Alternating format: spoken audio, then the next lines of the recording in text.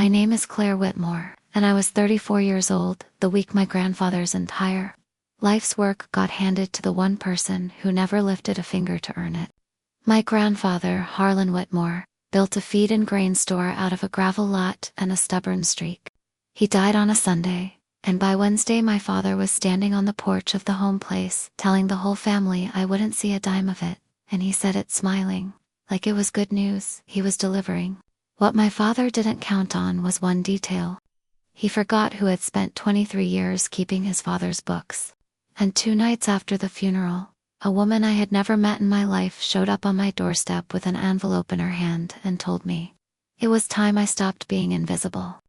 Welcome to her side of the story.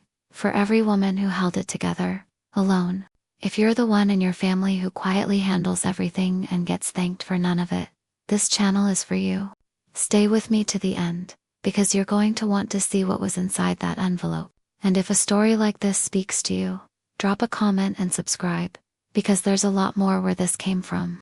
Before any of what I'm about to tell you happened, there was a store with a brass bell over the door, and air so thick with grain dust you could taste it on your tongue. Whitmore Feed and Grain sat just outside a small town in Indiana, and I basically grew up behind that counter. I was 8 the first time my grandfather let me ring up a customer myself. I was 10 when he set a green cloth ledger and a pen in front of me and told me the numbers were mine to look after from then on. Harlan Whitmore had hands like a man who'd spent 60 years hauling feed sacks, and a mind sharp enough to remember every account down to the penny. But he still didn't trust his memory the way he trusted ink on a page. Every sale, every debt, every dollar that came in or went back out to a neighbor who was short that month, got written down in my careful, cramped handwriting. He'd stand behind me while I worked, not to correct me, just to watch.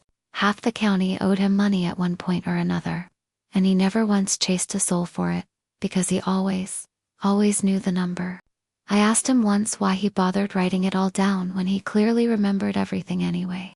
He set his coffee mug on the counter and looked at me for a long moment before he answered. The books don't lie, Claire. People do. I was a kid. I thought it was just something old men said to sound wise.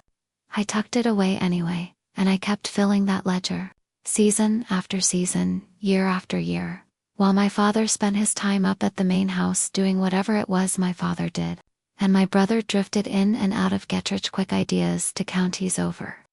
For 23 years I knew every sound that store made. Then my grandfather got sick that spring, the store went dark, and the ledger went into a drawer. He passed away in late September. 3 days after we buried him, that brass bell rang for a stranger I'd never laid eyes on, and nothing in my family was ever the same again. The funeral itself was small, and the casseroles were endless, because Harlan had carried half the county on credit at some point, and half the county came to pay their respects. My father, Grant, worked that church basement like a man campaigning for office. He shook every hand, accepted every condolence with a solemn nod, and somewhere in the middle of all that grieving, he started using the word estate like it already belonged to him. I didn't think much of it that first day. Grief makes people grab for control of something, anything. But by the next morning he already had the keys to the home place in his pocket, a lawyer's business card tucked in his shirt, and a tone in his voice I didn't like one bit. I found him in my grandfather's kitchen the next morning and asked him plainly when we'd be reading the will. He didn't even look up from his coffee. There's no will, he said. Dad never made one.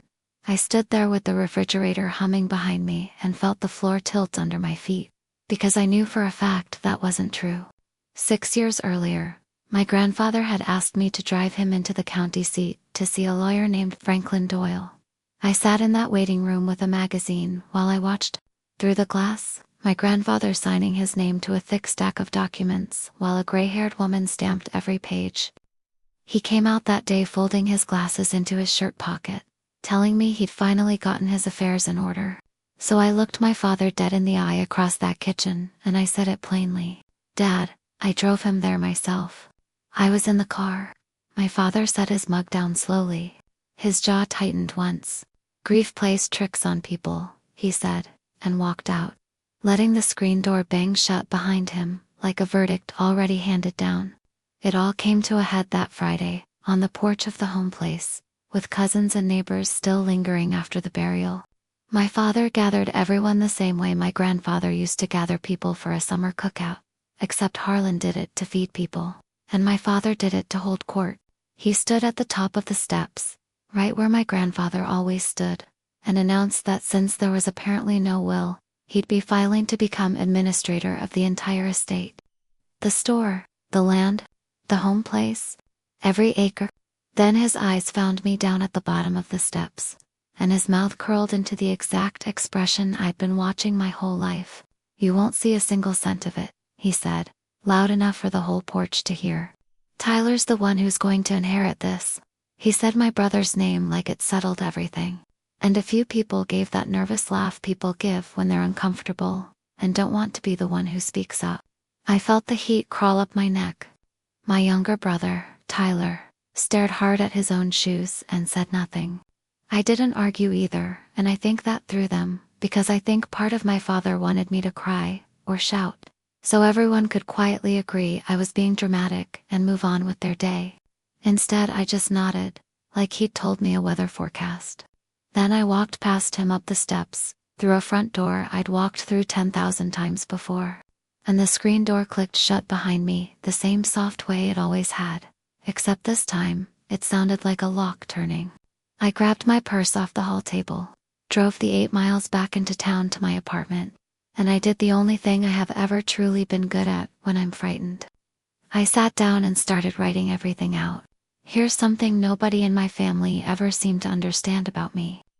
I was always the one who handled the hard paperwork nobody else wanted to touch. When my mother passed years earlier, I filed every form. When Tyler wrecked his truck at 19, I untangled the insurance mess. When the store's tax filings came due, I drove out on my own Sundays and did them for free. I told myself for years that I did it out of love, and mostly, that was true. But somewhere along the way, my quietly handling things had turned into my family simply assuming I always would, and that I'd never ask for anything in return. So when my father stood on that porch and told everyone I'd get nothing, some part of him genuinely believed I would just absorb it. Claire handles things. Claire doesn't make a scene. That had been gospel in my family for as long as I could remember.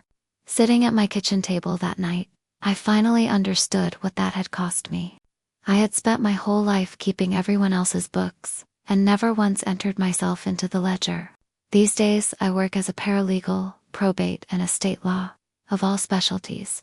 I spend my working hours helping strangers navigate exactly the kind of mess my father was trying to build for our family. And I had been so busy playing the good daughter that I'd almost forgotten. I knew precisely how this machine worked from the inside. Administrators don't simply get to keep everything.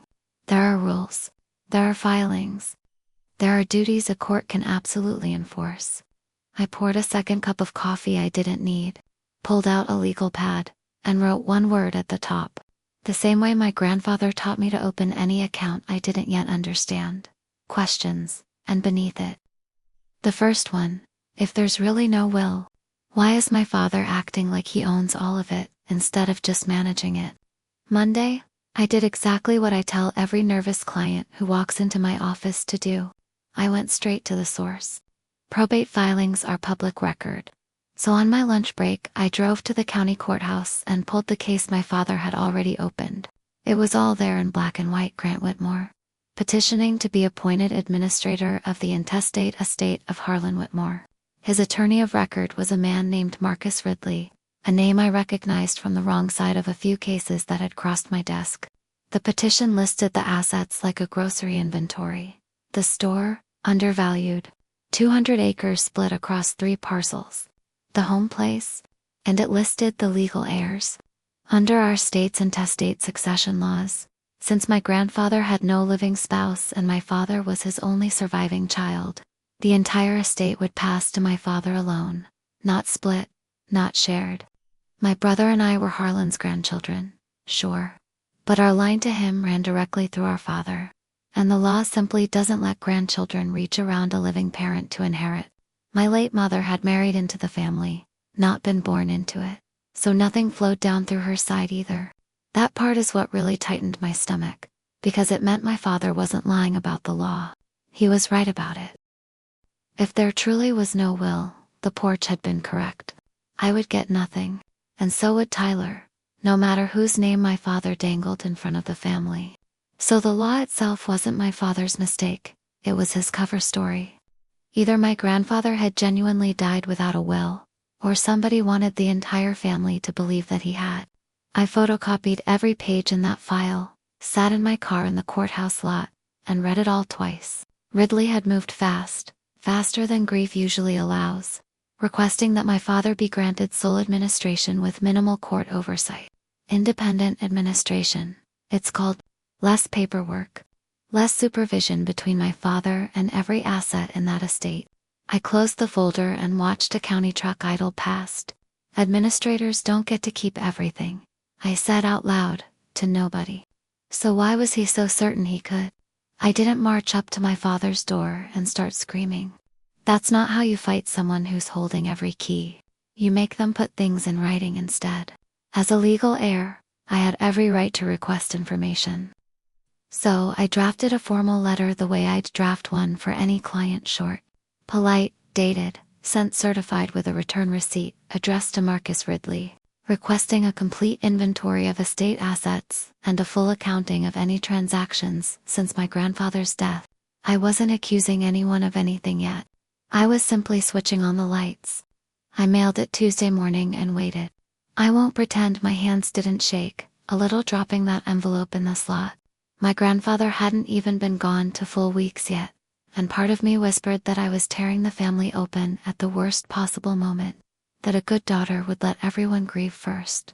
But 7 years in probate work had taught me something ugly and true. The real damage almost always happens in those quiet early weeks, while everyone is too sad and too polite to look closely at anything.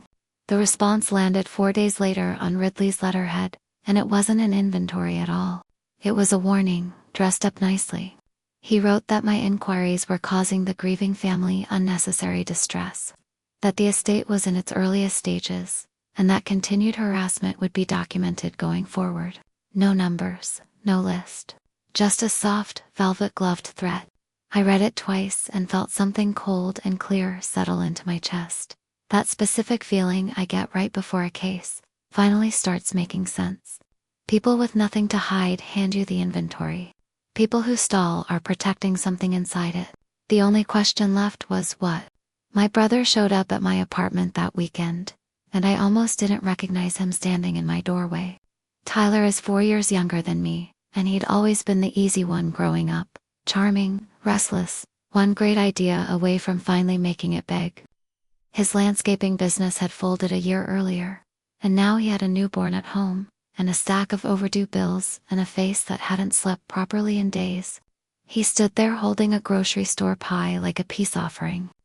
"Dad says you're going to drag Grandpa's name through court," he said. I let him in anyway. I cut the pie.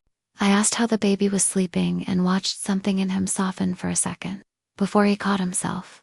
Like softness toward me was some kind of betrayal of his marching orders. He'd clearly been sent. He told me our father was only trying to keep the business in the family, that I was being ungrateful, that Grandpa would have wanted a man running things. He was using our father's exact words, in our father's exact rhythm. And I realized in that moment my little brother had turned into a tape recorder for a man who had never once been kind to him without an angle attached. I didn't take the bait. I just slid the courthouse copies across the table and asked him a single question. "Did you actually read what you signed, Tyler?"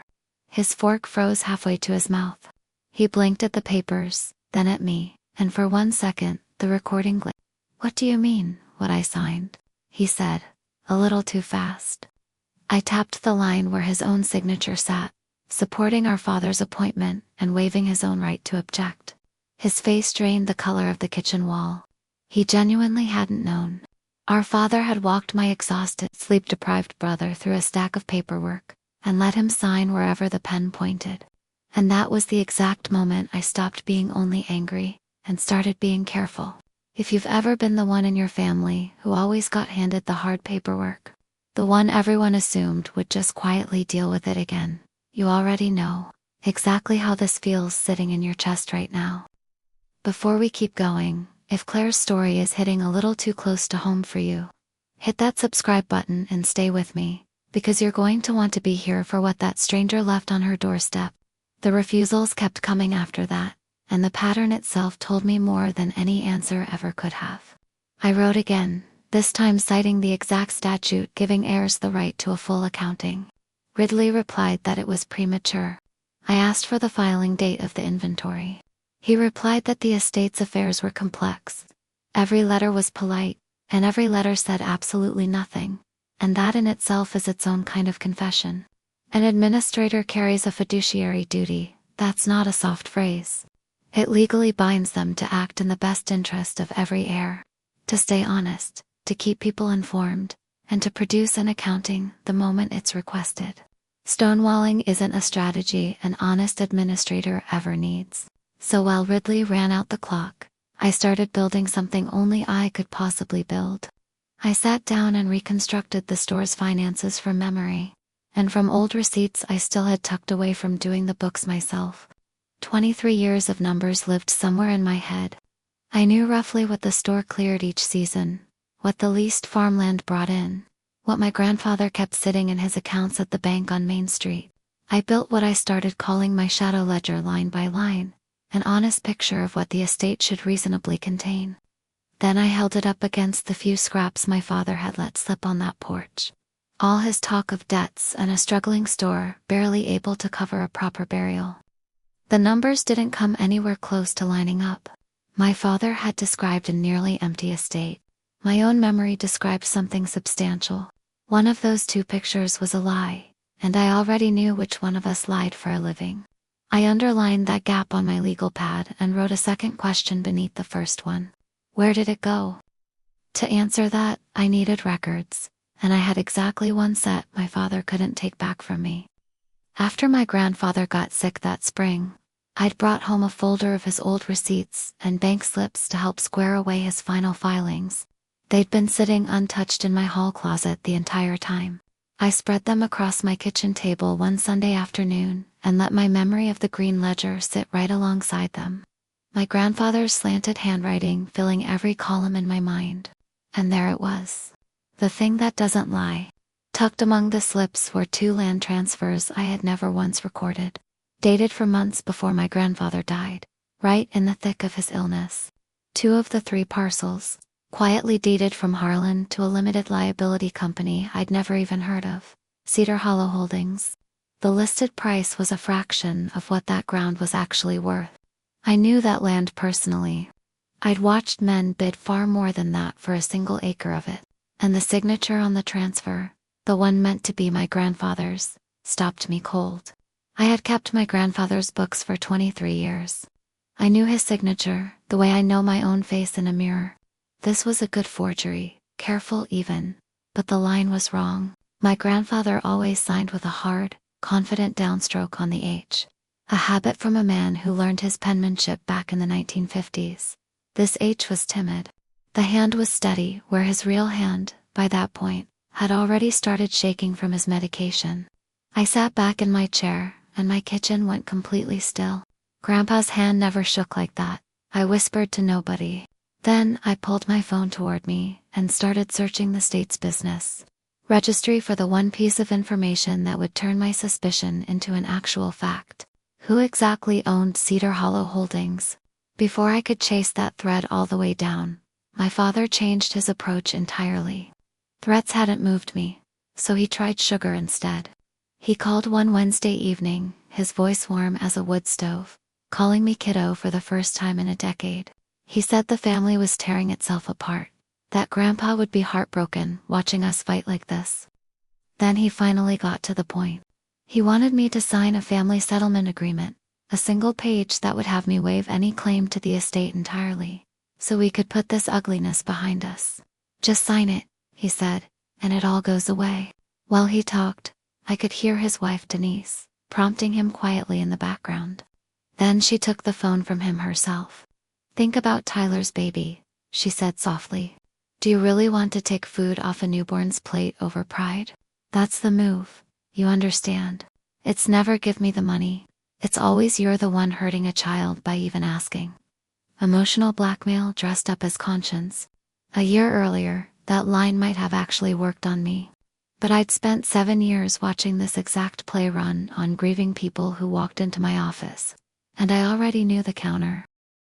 You don't refuse outright and start a war you're not ready to fight yet. You buy time. So I made my voice just as warm as his, and told him I needed a few days to read the agreement carefully. Since I read everything carefully, it's just how I'm built. He liked that answer. He thought my caution was weakness, the same way he always had. We hung up almost friendly. Then I set the unsigned page down next to that forged land deed on my table, and I let myself feel, just for 1 second, the cold satisfaction of a man badly underestimating exactly the wrong daughter. The forged deed and the empty inventory both pointed in the same direction. But I needed the actual will to win this, and right now the will was a ghost. I remembered the name of the original attorney, Franklin Doyle, whose office had been out in the county seat, full of dusty law books, and that gray-haired secretary who'd stamped every page my grandfather signed. So I drove out there on a gray Saturday morning, my legal pad of questions sitting on the passenger seat. The office was simply gone. The little brick storefront had a for-lease sign in the window, and a realtor's phone number taped to the glass. Surrounded by dead flies, I called the number from the curb. The realtor told me Doyle had passed away 2 years earlier, that the practice had closed, and that the client files had supposedly been transferred or returned. Nobody seemed to know where. I tried the County Bar Association. I tried the records office. Every message I left went nowhere. Every door I knocked on had already closed before I ever got there. Sitting in my car outside that empty storefront, I felt the whole case slipping through my fingers. Without the original will, or even a certified copy, all I had was a forged deed, a stalling father, and a very strong feeling. And feelings do not win in probate court. The law has a brutal little rule built for exactly this situation. If a will was last known to be in the testator's own possession and simply cannot be located after death, the court presumes he destroyed it himself, that he meant to revoke it. A missing will gets read by the court as no will at all. My father wouldn't even need to admit he'd burned it. The law would do the lying for him. I drove the 40 minutes home in the dark, genuinely defeated for the first time since this whole thing started, trying to figure out what my next move even was. When I pulled into my apartment lot, there was a woman standing under the light by my front door, waiting. She looked to be about 70, in a sensible wool coat, with the kind of posture you only get from decades of standing behind a counter yourself. She wasn't threatening in the slightest. She looked patient, like she'd been fully prepared to wait there all night if she had to. I got out of my car slowly, keys laced through my fingers the way my mother once taught me. "Are you Claire?" she asked. Harlan's granddaughter, the one who kept his books. The fact that she knew that she knew about the books at all, is what made me stop cold. I told her I was. She said her name was Nora Prout, and that for 31 years she'd been the secretary and notary for Franklin Doyle, the gray-haired woman who'd stamped my grandfather's pages while I sat reading a magazine in that waiting room 6 years earlier. She said she'd seen my grandfather's obituary, and then, not long after, she'd seen the probate notice in the county paper announcing his estate was being handled as if he'd died intestate, as if he'd died without a will at all. And she said she'd lain awake 3 straight nights over it, because she knew for a fact that wasn't true. She had watched him sign one herself. She had stamped it with her own hand. I felt my pulse pounding in my ears. I asked her why she was telling me this instead of the court. She said the court hadn't asked her anything, and that some things a person simply has to carry to the right hands themselves. Then she looked at me with eyes that had notarized 1,000 last wishes over the decades, and had watched most of them get honored, and a few of them get quietly stolen. "It's time to tell them who you really are," she said quietly. And from inside her coat, she pulled out a plain envelope, soft from handling, and held it out to me under that cold parking lot light. I didn't open it right away. Somehow I already knew that once I did, there would be no closing it back up again. I brought her inside out of the cold and made coffee with hands that wouldn't quite stop shaking. Then I finally opened it at my kitchen table, the same table where I'd opened everything else that fall. 3 things slid out. The first was a conformed copy of the last will and testament of Harlan Whitmore, dated 6 years earlier. Every page initialed, the signatures perfectly clear. I read it twice while Nora quietly sipped her coffee. It didn't crown a single heir over the others. It left the store and the home place to be held jointly by Tyler and me, the two grandchildren who had actually carried Harlan's name and Harlan's work, with a fair cash share set aside for my father. Not nothing. A son's portion, but not the whole kingdom, and not the crown either. The second item was a single photocopied page from a notary journal, Nora's own logbook, recording the date, the document, my grandfather's signature, and her official stamp. The third was an index card with a name and a faded phone number. Otis Reeves, the second witness, Nora explained, an old hand who'd worked the store years back, and signed alongside her that same day. I sat there holding physical proof that my grandfather had loved me enough to write me into his life, and I finally understood what Nora meant when she said it was time to tell them who I really was. For one wild second, I'd thought she meant some buried family secret. It was simpler than that, and somehow bigger too. I was the one my grandfather had trusted with the truth, the keeper of the books. That was who I really was, and I'd been letting my family tell me I was nobody at all. But Nora wasn't finished, and what she said next put the entire weight right back onto my shoulders. A copy isn't the will itself, honey, she said gently. The law presumes he tore up the real one. You're going to have to prove he didn't, and I can't do that part for you. You're the one who keeps the books, so keep them. After Nora left that night, I didn't sleep at all. I sat with my legal pad and turned the problem over the way my grandfather once taught me to work a ledger that wouldn't balance. The copy was a key, but it wasn't the door itself. To get my grandfather's actual will honored, I'd have to petition the probate court to admit a lost or destroyed will. And to do that, I needed to prove three difficult things. First, that the will had been properly executed, meaning Nora and Otis, both alive and both willing to testify to it. Second, its contents, which the conformed copy could establish page by page. And third, the real wall standing in my way. I had to overcome the legal presumption of revocation, because the law would automatically assume my grandfather destroyed it himself. I had to show the court something stronger, that the original had been in someone else's hands, and that someone else had both the access and the motive to make it disappear. I had to prove my father took it. I wrote their names down in a column, the way I'd list creditors for a client. Nora, the execution. Otis, the execution and the contents.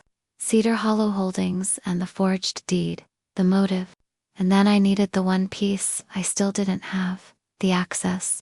The link that put the original will physically in my father's hands, and out of the world for good. That last piece I didn't have yet. I sat back and let the sheer size of the problem settle over me. This wasn't just a feeling anymore. It was a legal case, with elements and burdens of proof.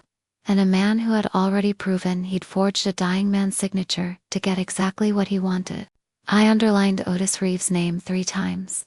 He was the easiest piece to lose and the hardest to replace, an old man with a disconnected phone number, who could vanish or pass away at any point. I decided to start with him first thing the next morning. The faded number was dead, of course, so I did what paralegals actually get paid to do. The unglamorous work of finding someone who isn't especially trying to be found. A little public records digging. A cousin of a cousin who remembered Otis had moved to live near his daughter 2 states over. First into Kentucky, then across into Tennessee. It took me 9 days and a full tank of gas.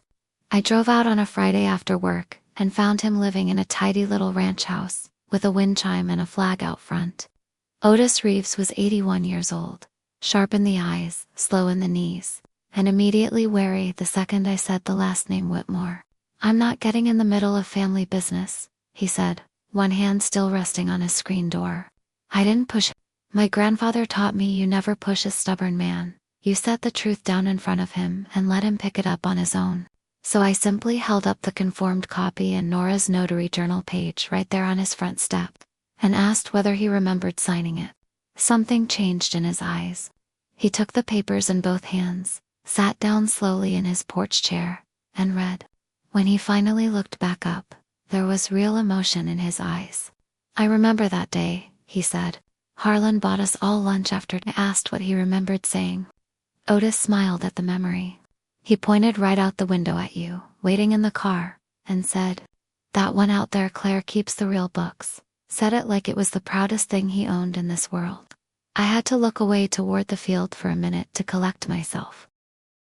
Then I asked him the only question that actually mattered. "If a court calls on you, will you tell them exactly what you just told me?" He thought about it for a long moment, then nodded. "For Harlan," he said, "I'll come. Word travels fast in a small county, and somebody must have seen me leave town carrying a folder and come back with a little more weight off my shoulders, because my father knew within days that I'd found something. He didn't call me directly. He did something worse.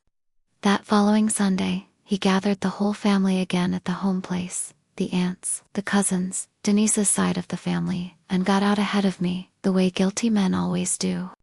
By the time I walked in, he was already mid-story, telling the room I'd apparently forged a fake will myself to cheat my own grieving brother out of his rightful inheritance, that I'd always been jealous of Tyler, that I'd found some old woman willing to lie for me. He said all of it to a room full of people who had known me since I was 8 years old, ringing up feed sales behind that counter, and the worst part was watching a few of them actually believe him, because he delivered it with such wounded, confident conviction. I felt that old heat climbing up my neck, and underneath it, strangely, I could almost hear the brass bell from the store in my head, the sound that used to mean I was safe, and home, and useful. Now that same room, full of the same people, felt like somewhere I had to defend myself. I could have screamed that he was the actual forger. I could have thrown the deed down on the table right then. But it would have been one shouting woman against one very confident man. And shouting women lose rooms like that every single time. So I let the kitchen go quiet, picked my purse back up, and said the only thing worth saying, in a voice barely louder than the refrigerator's hum. "Then you won't mind the court taking a look," I said. His confident face flickered, just once. I walked out, and this time the screen door didn't sound like a lock closing. It sounded like a starting gun. Monday morning, I stopped being only a daughter and became a petitioner. I'd already done most of the groundwork myself, but you don't represent yourself in the fight of your life. So I hired a sharp probate attorney named Diane Foster to carry it into court. We filed 2 things at once: a petition to admit a lost or destroyed will to probate, attaching the conformed copy, Nora's notary page, and Otis's sworn statement, and a motion to compel a full accounting and inventory from my father as administrator, the very thing Ridley had been dodging for weeks. That second motion is what actually changed everything. Ridley could stall a grieving daughter's letters forever. He could not stall a judge's direct order. The judge, a no-nonsense woman named Judge Callahan, who had clearly seen every possible flavor of family rot cross her bench, granted the motion after a short hearing and gave my father 21 days to produce a complete accounting. I watched Ridley's jaw tighten when she said it. He'd built his entire strategy around keeping the numbers hidden in the dark. And the lights had just come on whether he liked it or not. Outside the courthouse afterward, Diane told me to brace myself. "They'll fight the will tooth and nail," she said. "The presumption is a real hill to climb. But that accounting, that's exactly where people like your father trip themselves up. They can hide a will. It's a lot harder to hide what they actually did with the money once a judge is watching closely." I drove home that night with the first genuinely clean feeling I'd had in weeks. Not victory. Not even close. But for the first time, my father was going to have to put something down in writing. And I knew better than almost anyone alive how to read what a man writes when he thinks nobody's checking his math. The accounting landed on the 21st day exactly, a thick stack of pages, and Ridley clearly assumed sheer volume would bury the rot inside it. He badly misjudged who'd be doing the reading. I cleared off my kitchen table, made a full pot of coffee, and opened it the same way my grandfather used to open the store every single morning, slow and certain. It took me one evening to find the first body buried in that paperwork. Then they just kept turning up. There was Cedar Hollow Holdings again, the same LLC from the forged deed. And when I pulled its registration, the registered agent traced right back through a thin paper shell straight to my father. In plain terms, he had sold estate land to himself, 2 parcels deeded to an entity he personally controlled. at roughly a third of fair market value. He had taken ground worth hundreds of thousands of dollars and moved it into his own pocket for the price of a used pickup truck. That's not a gray area in the law. That's textbook self-dealing, the one thing an administrator is most strictly forbidden from doing. And it didn't stop there. He'd billed the estate administrative fees running 4 times anything reasonable. He'd paid Ridley's firm directly out of estate funds for work that was really defending my father personally, not the estate at all. He'd let the store's insurance lapse entirely to save a few dollars, risking the whole asset in the process. Every single page told me about another small theft, dressed up in the costume of management.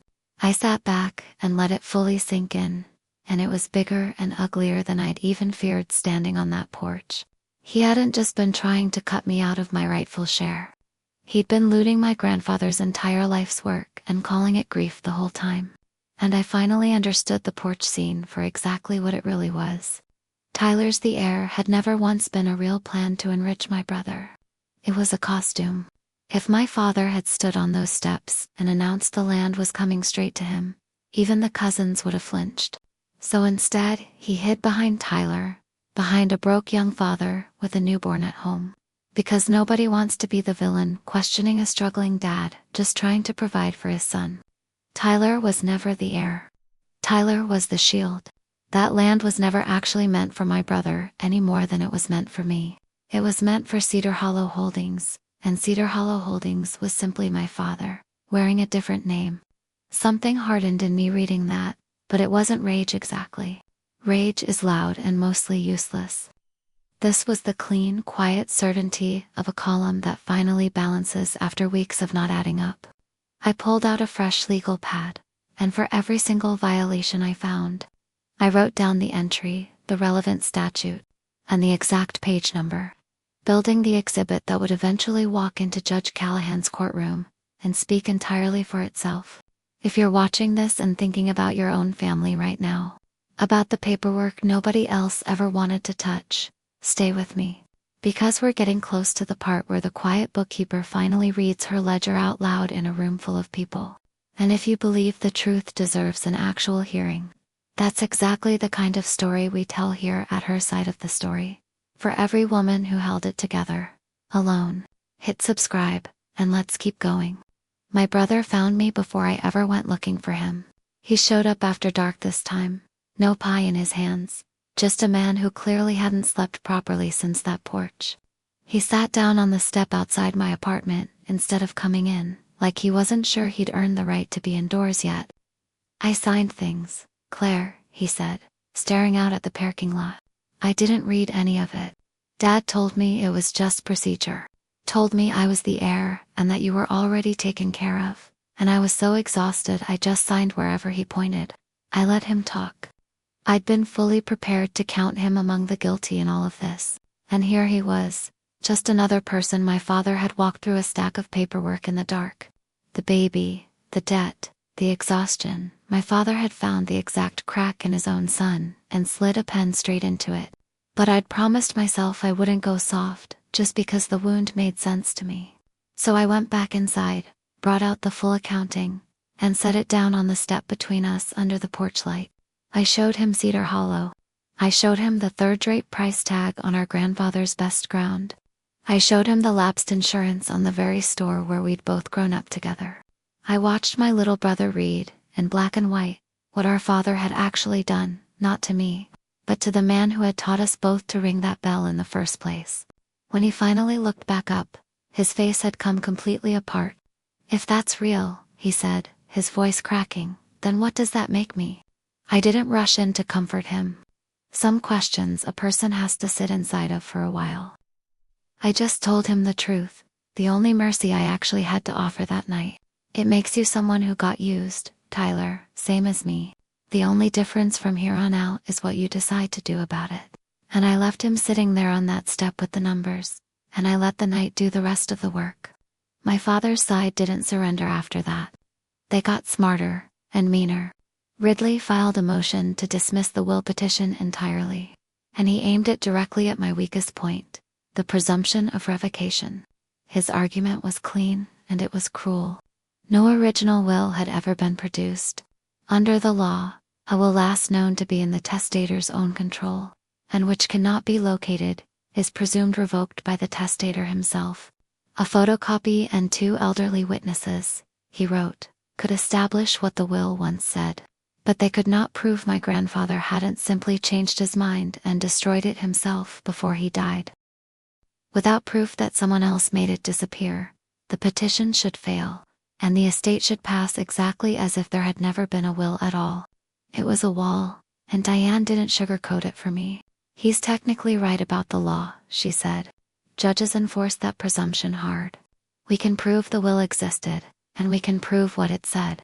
What we cannot yet prove is that your father actually had it in his hands and destroyed it himself. Right now we have motive, we have the deed, we have the money trail. We do not have access. We can't physically put that original will into your father's hands. And without that link, Claire, we lose this. I drove home gripping the steering wheel so tight my knuckles ached. They had boxed me into the one corner I couldn't argue my way out of with just a copy and 2 good, honest witnesses. I needed a hard physical fact, something connecting my father directly to that original document in a way no lawyer could talk his way around.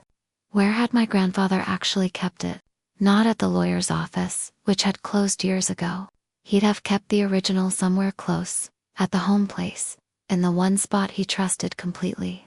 And the second I thought it, I knew exactly where, because I'd watched him spin that dial 100 times growing up. The old floor safe, bolted into the office just off the kitchen. I reached for my phone immediately. That safe was a heavy old thing, sunk into the floor of my grandfather's office behind the desk, where he used to pay the feed bills every month. He kept his most important papers in there, the property deeds, his old military discharge papers, a photograph of my grandmother. If the original will still existed anywhere in this world, that safe is exactly where it had lived. But the safe was inside the home place now, and the home place had become my father's fortress. I couldn't get anywhere near it. What I could get to, though, was history, because small towns keep receipts whether they mean to or not. I started calling every locksmith in the county. There aren't many. The third one I reached remembered the job immediately, because you don't easily forget getting called out to a grieving family's home. He told me he'd been hired to drill out and replace the lock on an old floor safe at the Whitmore place. The name on the work order was Grant Whitmore, and the date on that work order stopped my breath cold. 11 days after my grandfather's funeral. 11 days. Long enough to grieve, technically. Long enough to open a safe using a combination only my grandfather ever knew. Find whatever was sitting inside it, and decide he didn't like what he found. Then call a locksmith to change the lock entirely, so nobody could ever check what had once been in there. I sat completely still and let the pieces finally lock into place in my mind. He didn't lose the will, I said out loud to my empty kitchen. He opened that safe, took it out himself, and changed the lock behind him. I called Diane that night at 9 o'clock, and she actually laughed, that tired, fierce laugh of someone who's just been handed the one missing brick they needed. That, she said, is your access. That's the wall coming down. We had 3 weeks left to build it into something a court simply couldn't wave away. I worked through every one of those weeks the way my grandfather used to work, the harvest every daylight hour, and most of the dark ones too. We subpoenaed the locksmith's dated, signed work order. We secured Nora's original notary journal and her sworn testimony. We arranged for Otis to make the long drive in, and I called him twice a week, just to keep him steady and let him know how much he still mattered to all of this. Diane assembled the accounting into one clean exhibit of self-dealing. My own entries lined up beside each statute, every page carefully tapped, and the conformed copy of the will sat right at the center of it all. The document my grandfather had signed while I waited patiently in the car outside. I practiced too, though not arguments. Diane would handle those parts. I practiced staying calm, because I knew my father, and I knew that with his back against the wall in a room full of witnesses, he would do exactly what he always did. He would get loud, and the worst possible thing I could do in response was match him. Nora came by the night before the hearing with a tin of homemade cookies and advice worth far more than the cookies themselves. Say it plain, she told me. Don't decorate it. Let the paper do the shouting so you don't have to. I wrote that at the very top of my note. The hearing was set for a Thursday morning, and word had already gone around the county, so it was never going to be a quiet, empty courtroom. The aunts came. The cousins came. A few of the old store hands who'd known my grandfather for 50 years showed up just to see how it all landed. My father had turned my grandfather's death into a performance on a porch in front of the entire family. Now that same family was going to watch the actual books get read out loud, in a room where the truth finally had a referee. Thursday morning, the courthouse hallway smelled like floor wax and old radiators, and it was completely full of my family. The aunts clustered together on one bench. Cousins I hadn't spoken to since the porch wouldn't quite meet my eyes. And there, right near the courtroom doors, stood my father in his good suit, with Marcus Ridley beside him, looking smooth and certain of himself. My father still carried the posture of a man who thought he was running the room. When he spotted me, he made sure the whole hallway could hear him. "Still chasing your fairy tale," he said. "You won't get a single cent." The exact words from the porch, delivered like a line he'd fallen in love with, and simply couldn't stop repeating. A few heads turned his way. He smiled, satisfied, certain that repeating it enough times somehow made it true. I didn't answer him. I had a thin folder tucked under my arm, and my grandfather's actual green ledger in my other hand, not brought as evidence, but as ballast, something of his to physically hold on to. Tyler stood off to the side, apart from our father for the first time I could remember. Pale and clearly undecided, a man standing in a doorway he hadn't fully chosen yet. Diane touched my elbow. "Ready?" she asked. I looked at my father's confident face, at the people he'd managed to convince, and at my brother trying to decide who exactly he was going to become. And I felt the strange calm I'd been practicing for weeks finally arrive for real. Not numbness, certainty. The certainty of a column you've already checked twice. "Ready?" I said. We went inside. The bailiff called the case. Judge Callahan took the bench, looked out over the crowded gallery without a hint of surprise, and said the words I'd been driving toward for 2 solid months. "Let's hear from the petitioner's witnesses." Nora Prout went first, and the whole gallery learned within about 4 minutes exactly why you never underestimate a woman who's notarized 1,000 documents in her career. She took the stand in her sensible coat, and Diane walked her gently through it. 31 years as Franklin Doyle's notary. The day 6 years earlier, when Harlan Whitmore came in to sign his will, Nora produced her original notary journal, a worn ledger of her own, and read the entry aloud right there in court. The date, the document, a last will and testament. My grandfather's signature, witnessed, her stamp and seal, logged in sequence between a power of attorney and a property deed she'd notarized that same afternoon. It was completely mundane, and that's exactly what made it bulletproof. This wasn't a dramatic memory that could be shaken apart under pressure. It was a contemporaneous business record, kept by a public officer in the ordinary course of her job, exactly the kind of evidence courts trust above almost anything else. When Ridley rose to cross-examine her, he tried suggesting she couldn't possibly remember one single signing among thousands over the years. Nora looked at him the way my own grandmother used to look at a man tracking mud across her clean kitchen floor. "I don't recall it," she said. "I recorded it." That's the entire point of keeping a journal. A small sound rippled through the gallery, almost a laugh, quickly swallowed. Ridley tried a different angle, asking whether the document she'd logged might have been something other than a will. Nora simply tapped the page. "It says will," she said. "I wrote it myself. I don't guess when it comes to my own seal." He sat back down. I watched the first hairline crack appear in my father's confident expression, because he'd been counting on this whole case resting on nothing but one bitter granddaughter's grudge. And instead it was resting on a notary's logbook and an official public seal. Diane thanked Nora and turned to the bench. "The petitioner calls Otis Reeves," she said, and the courtroom door opened as an 81-year-old man walked in, slow and steady, to keep a promise made to an old friend. Otis made that long walk to the witness stand, and you genuinely could have heard a pin drop, because half the people sitting in that gallery had bought feed from him 30 years earlier.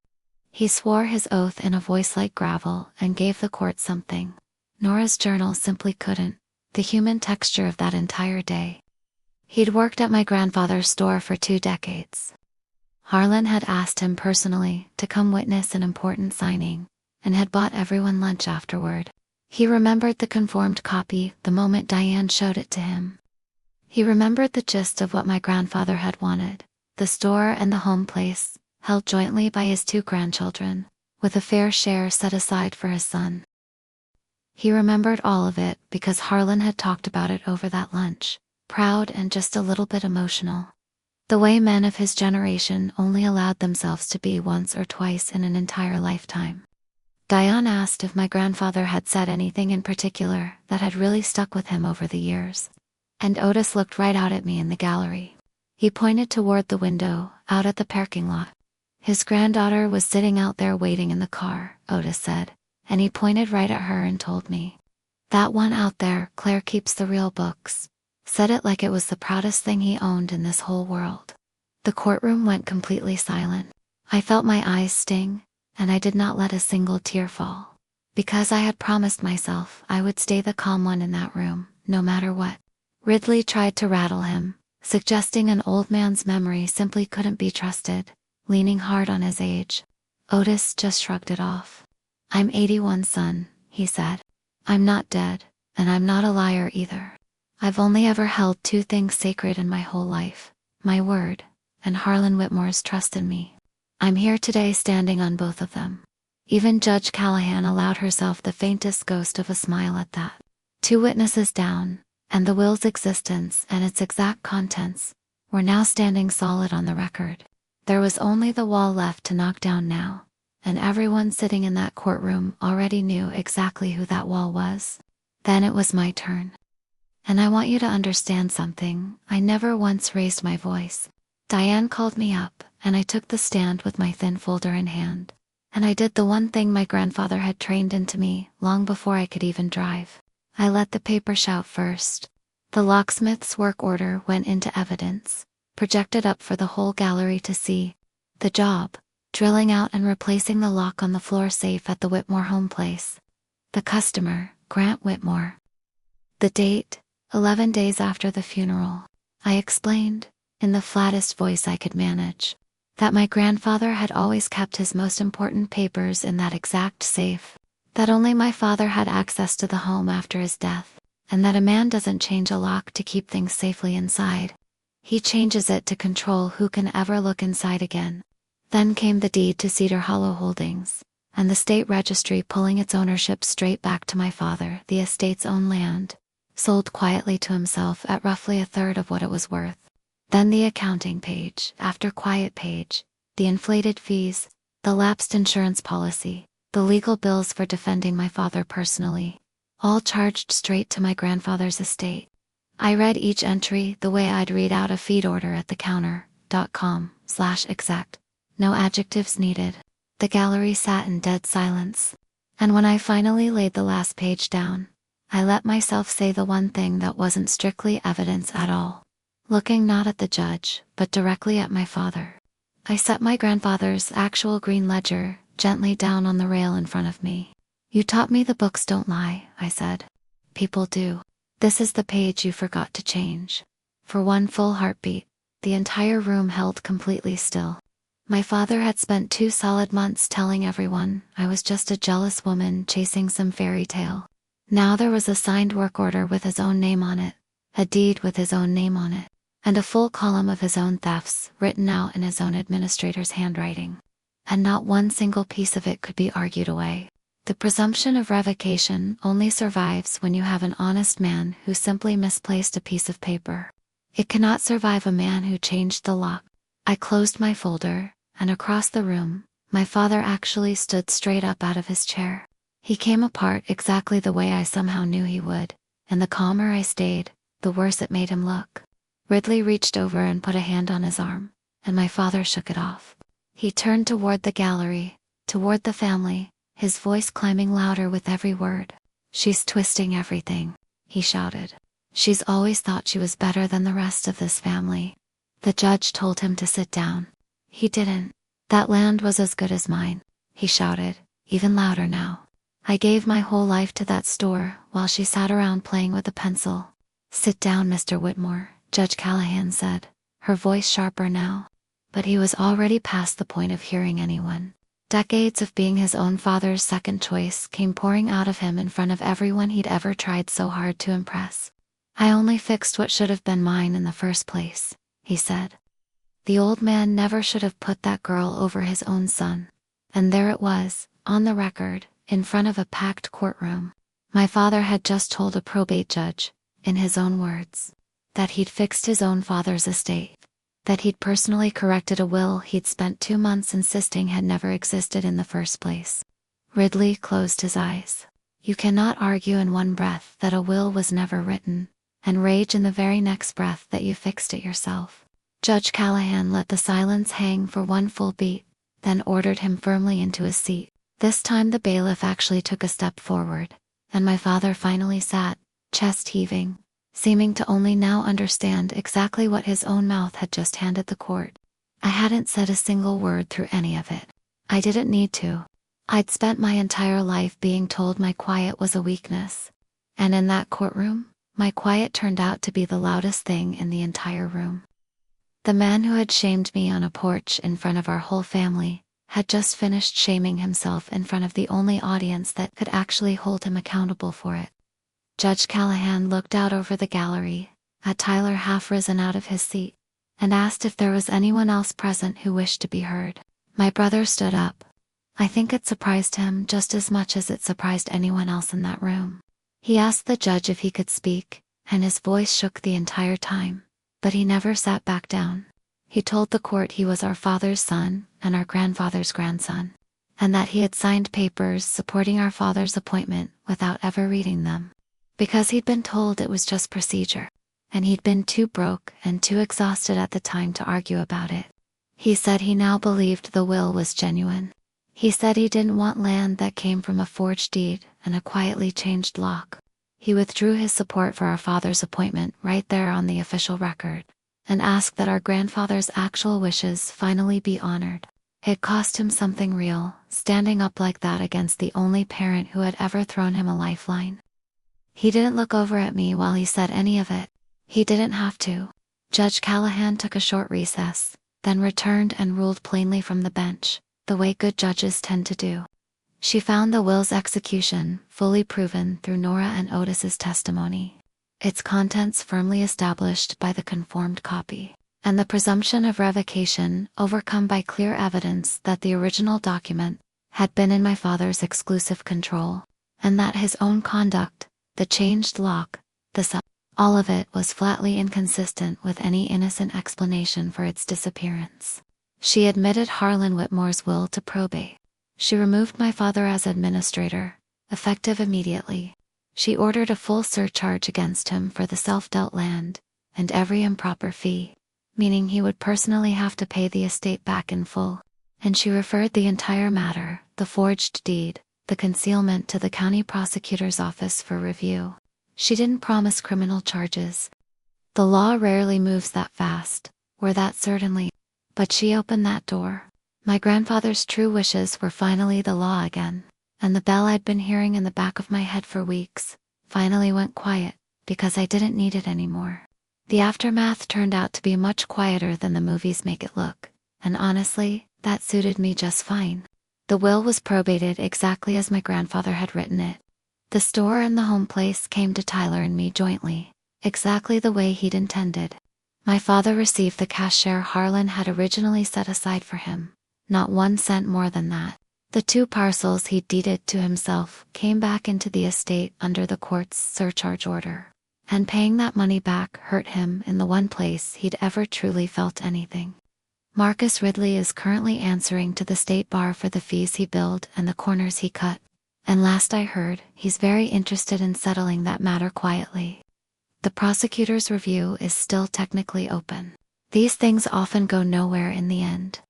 But my father has learned firsthand that a changed lock leaves behind a paper trail, and that some receipts outlive the men who ordered them in the first place.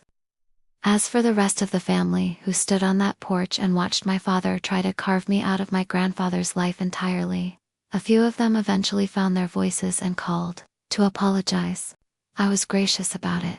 I am, after all, my grandfather's bookkeeper, and I've learned that you can hold someone accountable without holding on to a grudge forever. Those two things are not the same, no matter what the loudest people in a room try to tell you. I reopened Whitmore Feed and Grain on the first Saturday of November. I oiled the hinges myself, swept out the grain dust, and put the green ledger back exactly where it belonged, right on the counter. When I unlocked the front door and stepped through it, that brass bell rang out, and for the first time in months, it sounded exactly like it used to, like coming home, like being useful, like a little girl of 8 who'd just been handed something worth keeping safe. Tyler runs the yard now, and he does it well.